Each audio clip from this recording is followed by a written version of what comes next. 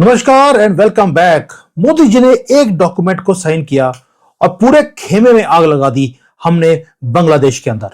कहते हैं कि अगर पड़ोसी के घर में आग लगी हो या वो जल रहा हो तो उसकी आंच आप तक भी पहुंच जाती है, लेकिन अगर वो पड़ोसी जिसे आपने ही खुद अपने खून पसीने से बनाया हो वो आपको आंखें दिखाने लग जाए तो आप क्या करेंगे? आग लगाएंगे भी और लगने देंगे भी, और लगेगा कि यार बढ़ती है तो बढ़ने दीजिए। अब यही बांग्लादेश जिसको हमने 1971 में आजाद करवाया पाकिस्तान के दरिंदों से, आज वो हमें आंखें दिखा रहा है और हमें बार बार बोलता है कि हम चिकन नेक को काट देंगे। इसकी धमकी वो बार बार देते हैं। ढाका में जो बैठी हुई ये नाजायज सरकार है सीआईए की, उसको लगा कि वो अगर चीन की गोद में जाकर बैठ जाएगा तो भारत को वो ब्लैकमेल कर सकता है। मोहम्मद यूनिस, वो उसको लगा कि यार भारत जो है ना ये चुप रहेगा, ये हिंदुओं की सरकार है, ये तो बोलेगी नहीं। लेकिन वो भूल गया कि भारत तो वही है जो 1971 में था, लेकिन सरकार बदल चुकी है। यहां पर मनमोहन सिंह की या कांग्रेस की सरकार नहीं रही। अब दिल्ली के शेरों ने उन्होंने मचा दिया शोर। शोर भी ऐसा मचाया कि उनके वहां जो ना उसकी आवाज बांग्लादेश तक पहुंच रही है। हमने कोई सर्जिकल स्ट्राइक अभी करी नहीं है, उसकी तैयारी चल रही है। बस एक कागज के ऊपर साइन किया है और बांग्लादेश की पूरी इकोनॉमी की सांसें हमने अटका के रख दी हैं। आज इसको डीप डाइव करेंगे कि मोदी जी ने ऐसा डॉक्यूमेंट कौन सा साइन कर दिया। और दूसरा, जो सीएम है असम के हिमंत बिस्वा जी, उन्होंने भी इतिहास की एक गलती याद दिलाई भारत को भी और बांग्लादेश को भी।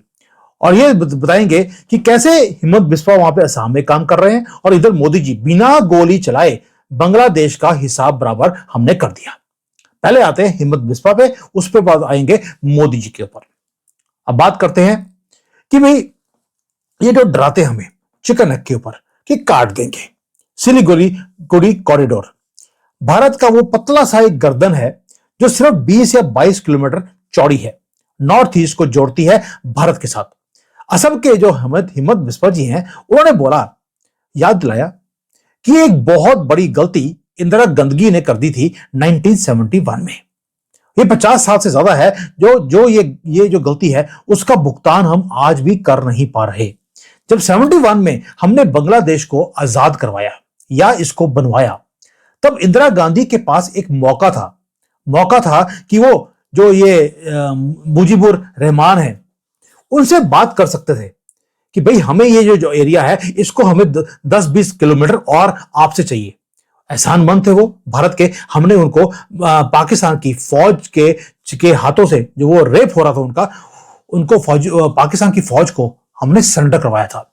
उस वक्त कोई भी शर्त अगर हम रखते हम ये काम कर सकते थे, लेकिन बांग्लादेश से सिर्फ ये 15-16 किलोमीटर की जमीन हमें मांगनी थी जो हमें मिल सकती थी ताकि चिकन नेक का एरिया वो चौड़ा हो जाता। लेकिन इंदिरा गांधी तो उस वक्त आग बबूला थी, क्योंकि जो मानेक शॉ थे उन्होंने इंदिरा गांधी के मना करने के बाद भी बांग्लादेश आजाद करवा दिया था। उसके बाद उन्होंने मानेक शॉ की और बाकी जितने भी फौजी थे उनकी पेंशन तक इंदिरा गांधी ने रुकवा दी। वो पाकिस्तान क्योंकि कट चुका था, इंदिरा गांधी इस चीज को सहन नहीं कर पाई क्योंकि खून तो इनका मुसलमानों का ही है। अब हिम्मत बिस्वा याद दिला रहे हैं कि आज जो चिकन नेक की प्रॉब्लम है वो 1971 में सॉल्व हो सकती थी और नॉर्थ ईस्ट हमेशा के लिए सेफ हो जाता। ये बात मैं इसलिए बता रहा हूं आपको ताकि जिन लोगों को हिस्ट्री के बारे में नहीं पता कि जो मेजर थे, एक मेजर जैकब, उन्होंने और मानेक शॉ ने मिलकर बांग्लादेश को बनवाया था, जबकि इंदिरा गांधी ने मानेक शॉ को बोला था वापस आ जाओ, हमें और लड़ाई करने की जरूरत नहीं है, ये पाकिस्तान अपने आप निपटेगा बांग्लादेशियों के साथ।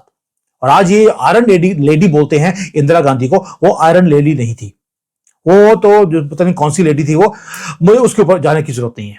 लेकिन अब देखिए वो जो बांग्लादेश है जिसके लिए हमने मौका चूक दिया, उनको आजादी दिला दी, हमने दरिया दिली दिखाई, और आज वही दरिया दिली के कारण आज जो बांग्लादेशी जो भारत में बैठे हैं चिकन नेक के पास आके बैठ गए हैं कि अब हमने इसको काटना है, धमकी देते हैं हर रोज। गलतियां कांग्रेस की भुगतेंगे मोदी जी, आप और हम नॉर्थ ईस्ट के तो भुगत ही रहे हैं। अब ये तो हो गया जो प्रॉब्लम्स है 1971 की जो आपके सामने रखनी जरूरी थी, हिम्मत बिस्वा जी ने बता दिया। अब बात करते हैं आज के हालात की। शेख हसीना ऑलरेडी जा चुकी है, तख्ता पलट हो चुका है, और आते हैं वहां पर मोहम्मद यूनिस जिनको मैडनेस से मोह है।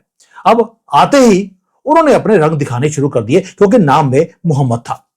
हाल ही में यूनिस चीन भी आए थे। वहां पर उन्होंने शी जिनपिंग के सामने एक ऐसा बयान दे दिया जिसको लग रहा था कि भाई भारत को ये चुभेगा। यूनिस ने बोला एक चीज कि भारत का जो नॉर्थ ईस्ट का एरिया है, जो असम का एरिया है, वो लैंड लॉक्ड है। यानी कि उनको अगर समंदर तक पहुंचना है तो उन्हें बांग्लादेश के ऊपर निर्भर रहना पड़ता है। आप BRI ले आइए यहां से और आप हमारा समंदर का जो ये पोर्ट्स हैं ये आप यूज कर सकते हैं। मतलब समझ रहे हैं आप कि वो इनडायरेक्टली चाइना को बोल रहा है आप नॉर्थ ईस्ट का जो पूरा एरिया है इसको काट दीजिए, आपको अरुणाचल चाहिए हम दे देंगे, बाकी का हम ग्रेटर बांग्लादेश बना लेंगे। यानी कि वो ये बोल रहे हैं कि नॉर्थ ईस्ट को काटना हमारे लिए बड़ा ही आसान है। वो चीन को न्योता दे रहे थे कि आओ हमारे जो ये पोर्ट्स हैं इसके ऊपर कब्जा कर लो और आपका जो ये पूरा का पूरा जो ट्रेड है वो हमारे इस रास्ते से हो सकता है, बस नॉर्थ ईस्ट को काटने के लिए हमारी मदद आपकी चाहिए। बांग्लादेश को लगा कि भारत दबाव में आएगा और ये कोई ना कोई स्टेटमेंट देंगे, कोई युद्ध शुरू करेंगे। नहीं किया हमने। उन्हें लगा कि भारत की मजबूरी है बांग्लादेश के रास्ते का इस्तेमाल करना। लेकिन यूनिस भूल गए कि भाई होमवर्क तो करते नहीं है, पढ़े लिखे तो होते नहीं ये लोग। तो ये जो पीएच जो बोलता है अपने आप को PhD, पंजाबी में बोलते हैं PhD का मतलब होता है फिरा हुआ दिमाग। सॉरी जिन्होंने PhD करी है आपके ऊपर तंज नहीं कस रहा। ये जो मुसलमान है जो PhD कर लेते हैं किसमें, इस्लाम में और में, तभी इनका दिमाग फिर चुका होता है। यूनिस को भूल गया कि बांग्लादेश के ऊपर भारत निर्भर नहीं, जबकि बांग्लादेश जो है वो भारत के ऊपर निर्भर है। यहीं पे आता है वो इकोनॉमिक स्ट्राइक जिसके ऊपर डॉक्यूमेंट के ऊपर मोदी जी ने साइन किया। अब साइन क्या था? भारत ने धमकी का जवाब धमकी से नहीं दिया, भारत ने जवाब दिया इकोनॉमी से। आपको एक शब्द पता होना चाहिए, ट्रांसशिपमेंट। अब ये ट्रांसशिपमेंट होती क्या है? ये वो एक व्यवस्था है, एक अरेंजमेंट है जो भारत ने फिर दरिया दिली दिखाते हुए बांग्लादेश को दी थी। होता यह था कि बांग्लादेश का सामान, समझ लीजिए जूते कपड़े यही है जो ये बनाते हैं, वो बांग्लादेश के ट्रकों से भरकर वो भारत आता था। फिर यहां से कभी कलकत्ता, कभी मुंबई, कभी दिल्ली, वहां पर या तो एयरपोर्ट से बाई फ्लाइट जाता था या हमारे पोर्ट से शिप में डालकर वो एक्सपोर्ट होता था पूरे दुनिया के अंदर। अब आप बोलेंगे यार कि ये जो सामान है जो अमेरिका में, यूरोप में भेजा जाता है वो बांग्लादेश अपने पोर्ट से भी तो भेज सकता है, उनके पास भी चिटागोंग का एक पोर्ट है। लेकिन प्रॉब्लम यह है कि वो एक तो पोर्ट बहुत छोटा है, जैसे इनका दिमाग छोटा होता है वैसे इनका पोर्ट भी बहुत छोटा था। वहां पर कई दिन लग जाते हैं एक शिप के अंदर सामान को डालने के लिए। सामान भेजना ज्यादा है, छोटी शिप्स आती हैं वहां पर, बड़े फीडर शिप्स आ नहीं सकते। तो होता क्या था कि वहां पे जाम लग जाता है और टाइम लगता है, पैसे लगते हैं, रिश्वत देनी पड़ती है। तो वहां के जो ट्रेडर्स हैं वो एक ही काम करते थे कि भारत के रास्ते वो सामान भेजते हैं भारत में और यहां से जल्दी से सामान बाहर निकल जाता था। पैसे भी बचते हैं और सुविधा भी फ्री में हम दे रहे थे। We were not charging them for these facilities. दोस्ती हमने दी भाई, लेकिन जब दोस्त दुश्मन बन जाए तो बोलती बंद करानी जरूरी होती है। तो अब मोदी जी बोलते हैं कई दोस्ती, भारत में गई दोस्ती तुम्हारी। भारत सरकार ने एक आदेश जारी कर दिया और ट्रांसशिपमेंट जो थी उसकी सुविधा को हमने ठप कर दिया। अभी हाल ही में हुआ क्या, कपड़ों के भरे हुए ट्रक पिछले हफ्ते वो हमारे बॉर्डर पे आए कि वो कलकत्ता आना चाहते हैं, वहां से पोर्ट से वो एक्सपोर्ट करना चाहते हैं। भारत के रास्ते वो भूटान में और यूरोप वो भेजना चाहते थे। जैसे ही बॉर्डर के ऊपर इनका ट्रक आया वहां पर हमारा एक भारतीय अधिकारी खड़ा हुआ था, हाथ रखकर ऐसे, कांग्रेस वाला नहीं, ये रख रहे हैं नो एंट्री, वापस जाओ, ये बोलकर हमने ट्रकों को वापस भेज दिया। अब यूनिस को आया गुस्सा, उन्होंने जो टमाटर और प्याज भारत से खरीद रहे थे कहते उन्होंने भी कर दिया नो एंट्री, वापस जाओ। इनको लगा कि हमारे टमाटर और प्याज जो 30,000 टन के ऑर्डर थे वो खराब हो जाएंगे तो हमारे जो लोग हैं वो विद्रॉ करेंगे फार्मर्स। लेकिन मोदी जी ने एक ही काम किया, वो सारे ट्रकों को डाइवर्ट कर दिया दूसरे कंट्रीज में और वहां पर हमने बेच भी दिया। अब यूनिस की हुई है हालत खराब। हालत यह खराब हुई है कि अब उनका जो माल है वो अब एक्सपोर्ट नहीं हो सकता। आप बोलेंगे यार कपड़ा है, नहीं भी जाएगा तो क्या हो गया, ये कौन सा खराब होने वाला है। बहुत बड़ा फर्क पड़ता है जब आपका सामान आपके पास ऑर्डर आए हो और जब आपकी पूरी की पूरी जो इंडस्ट्री है, जो आपकी इकोनॉमी है, वो कपड़े के ऊपर डिपेंडेंट हो, एक ही आइटम के ऊपर 83% dependency of Bangladesh is on एक ही आइटम, कपड़ा और जूते, जो अपने आप को ये मारते रहते हैं 5 बार दिन में डड्डू पोस्ट बनाकर कि असली मुसलमान बन के हो गए। तभी तो ये अपने हैप्पी मुहर्रम में अपने आप को कोड़े मारते हैं। ये वही जूतों को और कपड़ों को जिनको ये एक्सपोर्ट करना चाहते थे, अब वो एक्सपोर्ट नहीं कर पा रहे। अब फर्क क्यों पड़ रहा है भाई? अमेरिका में, यूरोप में टाइम पे सामान पहुंचना जरूरी है, क्योंकि ये फैशन की आइटम्स हैं। फैशन बदलता रहता है, सीजन भी बदलता है। अब सर्दियां आ रही हैं, अगर किसी को जैकेट चाहिए तो वो गर्मियों में पहुंचेगी तो खरीदेगा कौन? इसलिए वो सामान बेकार हो जाएगा। अगले साल अगर वो दोबारा से बेचने की कोशिश करेंगे तो सीजन भी चेंज हो गया और सेकेंडली फैशन भी चेंज हो गया। भारत ने सिर्फ एक रास्ता बंद करने के मतलब ये है, अब उन्हें जिसको ये ना छोटे सा उनका जो अपना सी पोर्ट है उसको यूज करना पड़ रहा है।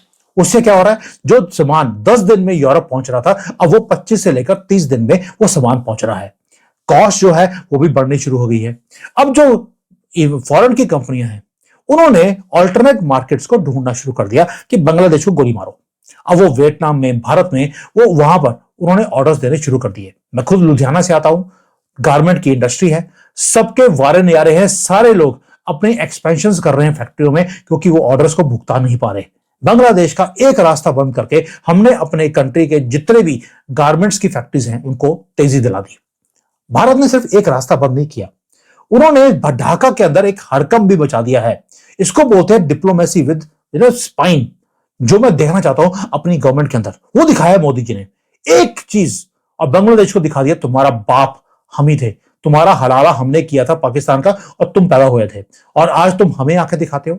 और दूसरी तरफ हिम्मत बिस्वा जी, उन्होंने जो कहा था कि शांति का माहौल हो तो उसमें हम सर्जरी नहीं करते। जब आपके बॉडी में कोई प्रॉब्लम ही नहीं है तो सर्जरी करवाने की जरूरत क्या है? सर्जरी तब होती है जब बीमारी बढ़ जाए। अब ये बड़ा सिंबॉलिक एक स्टेटमेंट है जो बिस्वा जी ने दिया है कि जब बीमारी बढ़ जाए तो सर्जरी करवानी पड़ती है। अब आप देखिए, इनका तो वैसे ही कुछ ना कुछ कटा होता है, इस बार कुछ और बड़ा ही काटने की फिराक में है मोदी जी भी, और हिम्मत बिस्वा जी ने ऑलरेडी इसका इंडिकेशन दे दिया। इंदिरा गांधी ने जो 1971 में जो छोड़ा था, जो काट सकती थी लेकिन काटा नहीं, वो गलती अब नहीं की जाएगी। अब ये 2025-26 में आप देखेंगे कि ये भारत वो है जो पुरानी गलतियों को सुधार रहा है एक एक कर।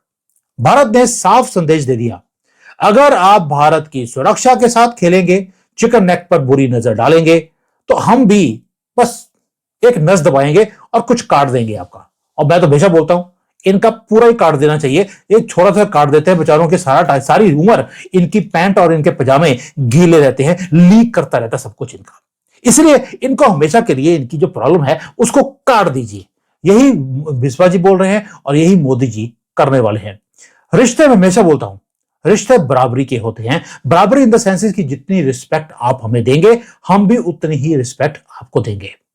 ये जो ये ना भाईचारे के नाम पर हमने जो बांग्लादेश को इतना सपोर्ट किया, उनको लगा ये हमारी वीकनेस है, पड़ोसी बनकर उनको रहना आता नहीं है क्योंकि नाम में ही मोहम्मद है। अब हो क्या रहा है? हो ये रहा है कि मोहम्मद यूनुस ने अपने कंट्री को उस रास्ते पर लेकर खड़ा कर दिया जहां पर दुश्मनी, जो दोस्ती थी, वो दुश्मनी में कन्वर्ट हो गई।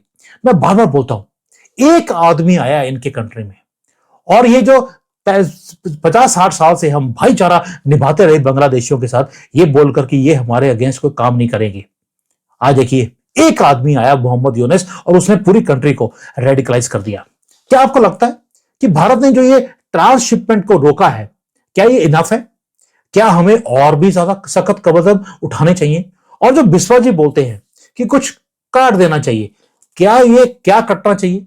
कितना काटना चाहिए? पूरा काटना चाहिए? इसके ऊपर प्लीज मुझे कमेंट डाल के जरूर डालना, क्योंकि ये जो हमारी वीडियोस हैं कई बार बांग्लादेशी भी देखते हैं, उनको पता तो लगे कि इनका इस बार हमने काटना क्या है और हमारी नजर किस चीज को काटने पे है, वो भी इनको पता लगना चाहिए। और दोस्तों, मुझे लगता है कि अगर मेरे से पूछेंगे, हमारी गवर्नमेंट को अब एक जो ट्रांसशिपमेंट बंद करी है, वो तो आपने मैसेज भेजना था, भेज दिया। आई फील और भी ज्यादा सख्त कदम उठाने की जरूरत है हमारे गवर्नमेंट की तरफ से। और ये चीज मैं बार बार बोलता हूं, ये कौम ऐसी है जो जूतों से ही बाज आएगी। मैं चाइना में रहता हूं, इतनी शांति है यहां पर, मैं बता नहीं सकता हूं क्यों, उसके ऊपर बताने की जरूरत नहीं है। अगर आप बोलेंगे कि चाइना ने अभी रिसेंटली कुछ किया है इन कम्युनिटी को सीधा करने के लिए, कुछ नया, पुराना जो था वो आपको पता ही है, कुछ नया भी किया है। अगर आप चाहते हैं कि मैं उसके ऊपर वीडियो बनाऊं, मैं उसकी डिटेल्स इकट्ठी कर सकता हूं and I can make a video कि किस तरह से ब्यूटीफुल तरीके से इनकी क्या क्या काटा जा रहा है यार, वो देखने में मजा आ जाएगा। भाई मुझे तो आ रहा है, अगर आपको चाहिए तो मुझे बता देना, मैं काट दूंगा। एंड पहली बार बोल रहा हूं आपको, ये जो वीडियोस हैं ये लोगों तक पहुंचने चाहिए सो दैट पीपल नो कि गवर्नमेंट क्या कर रही है, कम है ज्यादा है। और एक प्रेशर, अब हमारी ड्यूटी है कि हम एक प्रेशर डालें गवर्नमेंट के ऊपर कि यार बहुत हो गया सम्मान, अब इनका सम्मान नहीं, अब इनका सम्मान उठाकर इनको बाहर फेंकने का टाइम आ गया है और ये अति शीघ्र काम होना चाहिए, अति शीघ्र। This is my request. आपका क्या कहना है कमेंट्स में डाल देना। Thank you. जय हिंद, वंदे मातरम।